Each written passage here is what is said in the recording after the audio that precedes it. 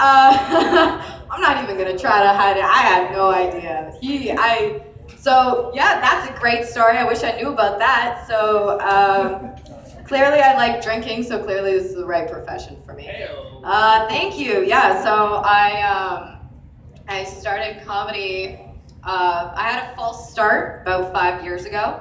I did about 3 shows. I figured I'd be like a pro by the 3rd show, right? So I wasn't. Clearly, I figured it wasn't the career for me. So I basically was a housewife for the better part of 3.5 years.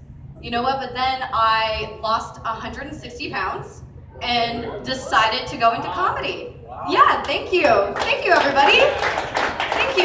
Yeah, no, I was the same size. I just left my boyfriend. Yeah. Thanks, everybody. I look good. All right. So I just want to put it out there.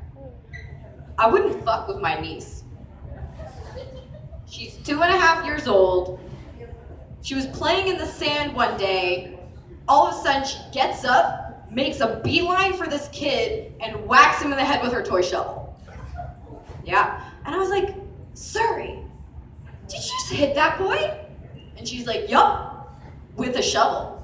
And it's not like she went up to another 2.5-year-old. No. She went up to a kid, an 8-year-old boy.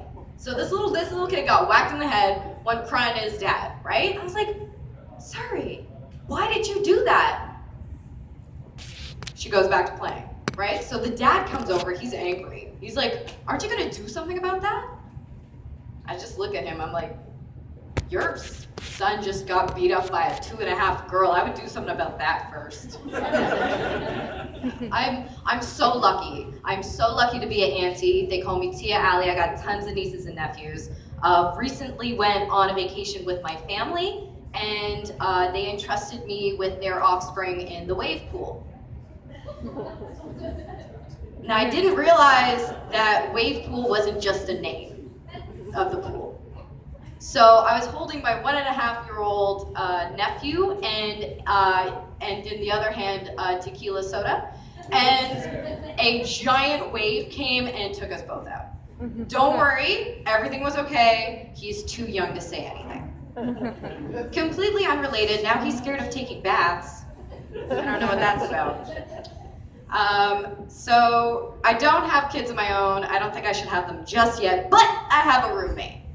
Anybody else have roommates in the house? Yeah, that's right. All right, so he clearly loves his roommate. Mine is actually dope AF. She's awesome, right? She is going to school for ASL, American Sign Language. Awesome career to have. Every day she comes home and she teaches me a little bit of American Sign Language. And I'd like to show you guys a little bit of what I learned. So, here, is there a microphone stand? There is, it's taller than me. Damn, Chad, when you were standing up here, I was like, this is a tiny microphone stand. Okay.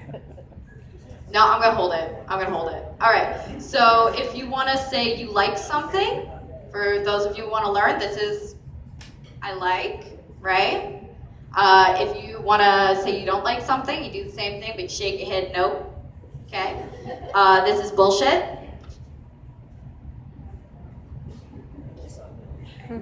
This is vagina. And this is cut. If you want to say the color black, this is black. If you want to say cat, this is the whiskers, cat.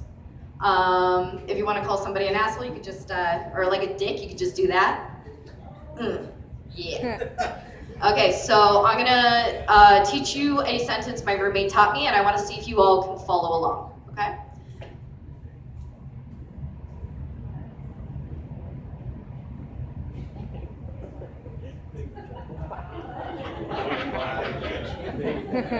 She's laughing way too hard. She knows exactly what I'm talking about. So, my roommate never taught me the important thing. She never taught me how to carry on a conversation. This is how you start one.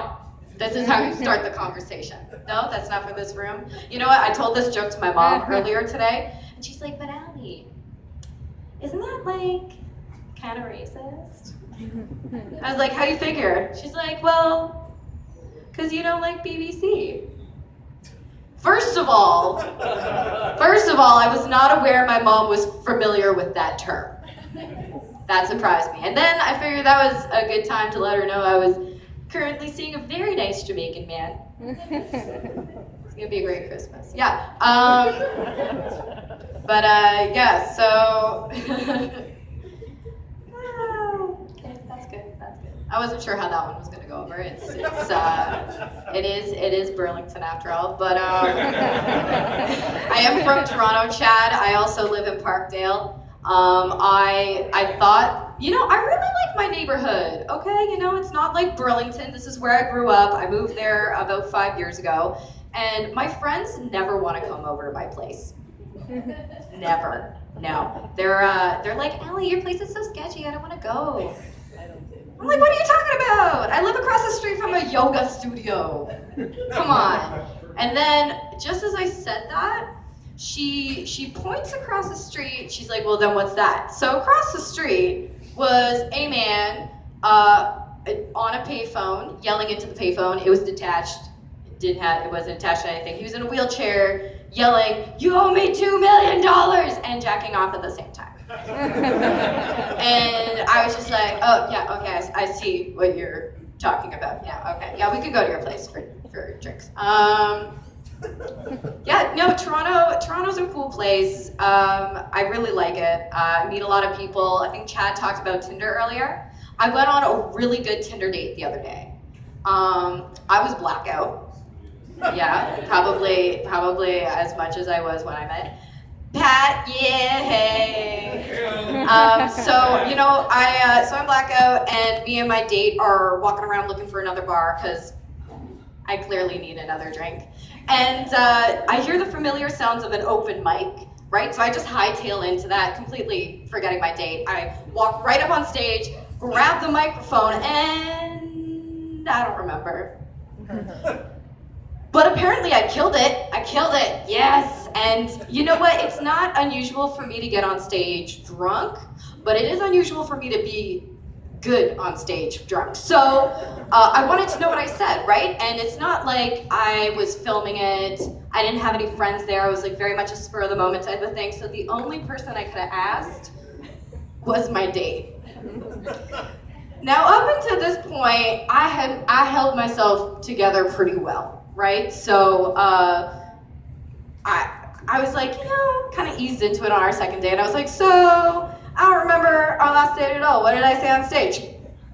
And he didn't even hesitate. He was like, well, the first thing you said was that you were on a Tinder date. Okay. And then he said, but you weren't sure how it was going yet because you hadn't seen my dick yet.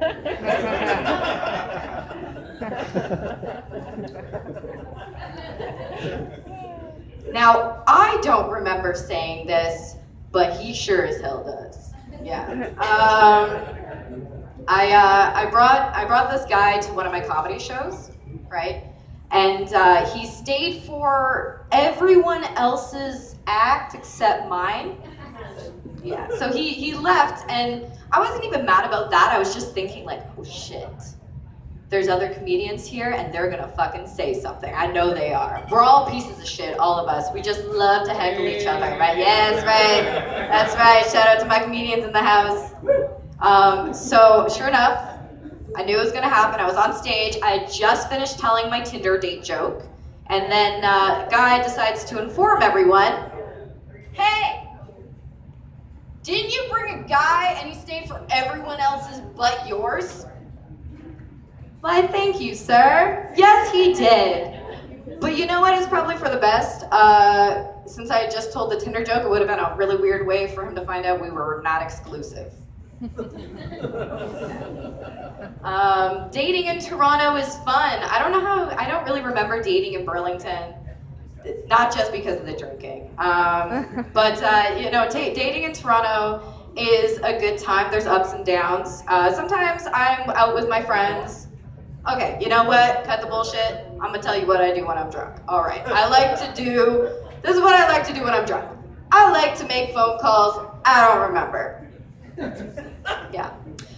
You wanna know what's worse than leaving a 5.5-minute voicemail to your ex-boyfriend, in which you're pretty sure you told him you loved him, but also that he had a small dick? Yeah, calling the wrong person and leaving that voicemail. That was an interesting message in the morning. Yeah, but I've had some interesting nights for sure. Alcohol has had a little bit of a play into that. I promised a guy breakfast in bed one time. That didn't happen. He looks over at me and he's like, "Where's my breakfast?" I look over and I'm like, "Who are you?"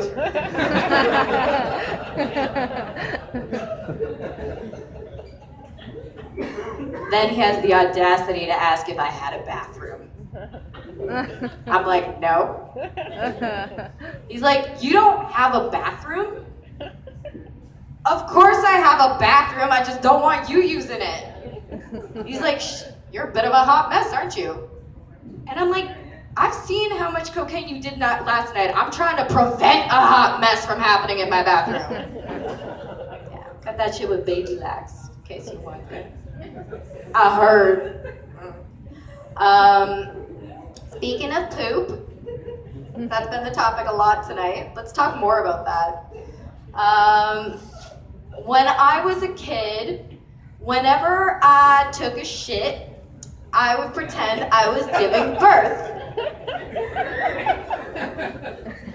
Yeah, so I welcomed tough poos, right? I thought that it would prepare me for childbirth one day, right? I ate a lot of cheese, borderline constipation. So tough poos, right?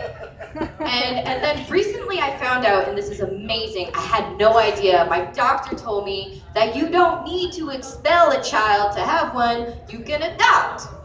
Do you guys want to know what that means? Yeah. Means I gave myself hemorrhoids for nothing. You guys have been amazing. I want to leave it on that poop joke. Thank you so much. My name is Allie Banks. I haven't done a hometown show in a while, and you guys